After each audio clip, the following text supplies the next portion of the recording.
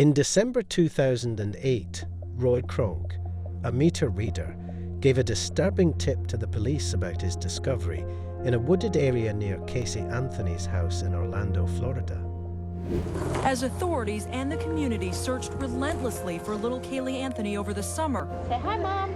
Say hi to Mom. Florida utility worker Roy Kronk made a crucial discovery. In August, he noticed a suspicious garbage bag on his route about a half-mile from the Anthony home. He persistently called 911 3 days in a row. There was something round and white underneath of it, and I don't know what it is, but it just didn't look like something that should be there.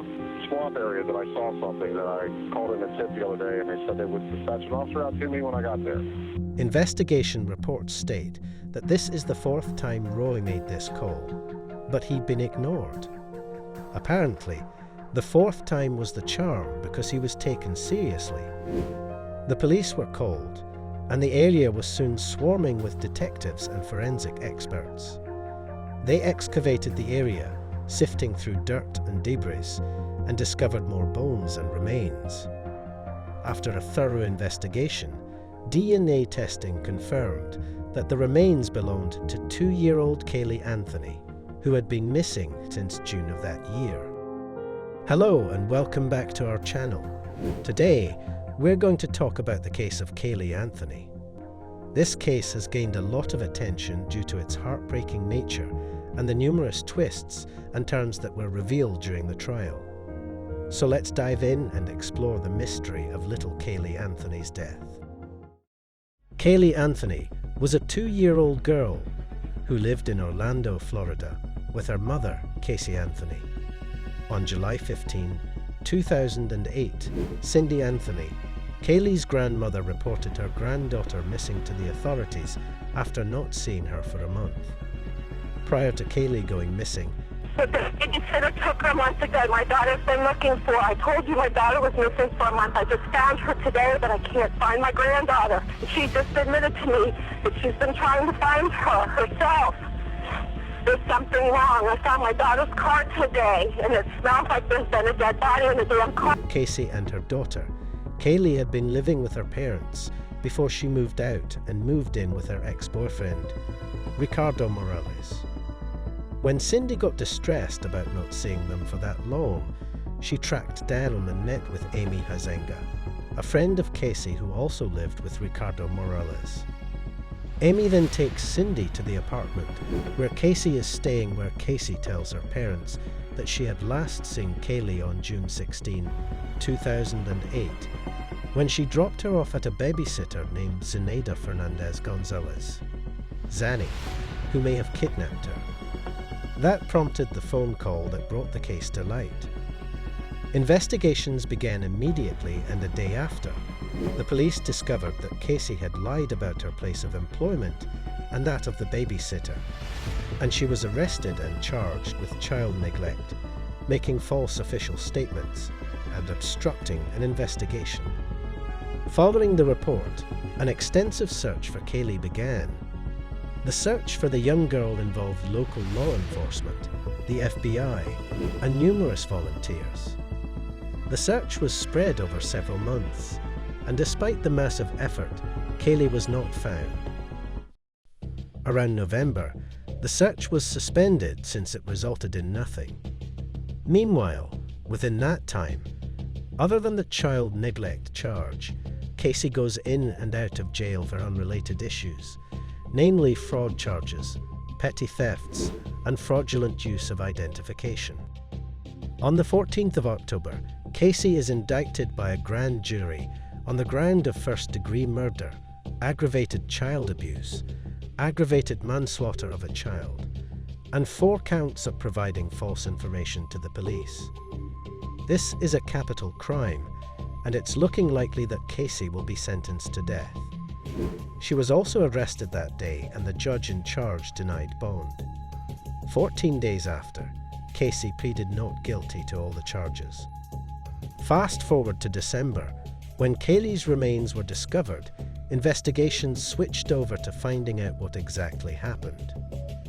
While some rumors stated that Caylee intentionally murdered her daughter, some others speculated that the 2-year-old drowned and her death was covered up. Nonetheless, the discovery of the remains was a turning point in the investigation and led to a massive outcry for justice for Caylee. A jury was selected, and the trial officially began in May 2011, and the prosecution presented evidence that pointed to Casey's guilt and intentional murder of Caylee. According to the prosecution, Casey deliberately suffocated Caylee using duct tape. The defense, however, argued that Caylee had accidentally drowned in the family's swimming pool and that it was George, her father, who convinced her to bury the case so as to avoid prison stay, the reason why Casey had tried to cover up the accident. The defense also argued that Casey hasn't had a choice, as she had been sexually assaulted by her father in her earlier days and found it easier to just do what he said. George, however, denied sexually assaulting Casey and being in any way involved in Caylee's death or hiding. Various forensic experts were questioned, but the testimonies also differed. While some claimed that the duct tape found with the remains was placed there post-mortem, others argued that it didn't mean anything. Computer software analysts also presented a similar case. While one argued that Casey had intentionally searched terms like chloroform and neck plus breaking on that day, another analyst testified that there was no evidence that Caylee Anthony had searched those terms. The trial was a serious affair with the prosecution and defense on different sides. For the closing arguments, the prosecution went for an hour and a half, offering a timeline of events and asserting with forensic evidence that Casey intentionally suffocated Caylee to death by putting 3 pieces of duct tape over her face. The alleged motive was that Casey wasn't happy about the child's interference with her partying lifestyle and time she was to spend with her boyfriend. The prosecution insisted that the defense story that Caylee drowned and George encouraged Casey to cover up the accident made no sense. The defense countered with 4 hours of arguments, insisting there was no proof of how Caylee died, challenging the prosecutor's most important evidence as fantasy and emphasizing the reasonable doubt that Casey killed Caylee. It again insisted that after the child drowned, Casey panicked and George Anthony made the death look like a murder. Prior to the closing arguments, the jurors heard other various testimonies and witnesses by friends and families, some claiming they smelt a body in Casey's vehicle and others claiming otherwise. On July 5, 2011, the jury delivered its verdict. For the 9th Judicial Circuit in and for Orange County, Florida, State of Florida versus Caylee Marie Anthony. As to case number 2008 CF 15606-0. As to the charge of first-degree murder, verdict as to count 1, we, the jury, find the defendant not guilty. Finding Caylee Anthony not guilty of first-degree murder, aggravated child abuse, and aggravated manslaughter of a child. However, Casey was found guilty of 4 counts of providing false information to a law enforcement officer.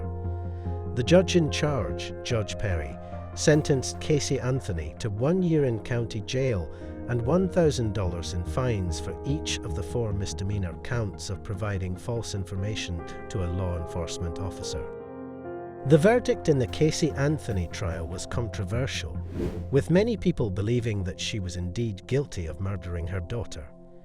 The case has remained a topic of discussion and speculation, with many theories and rumors surrounding the events.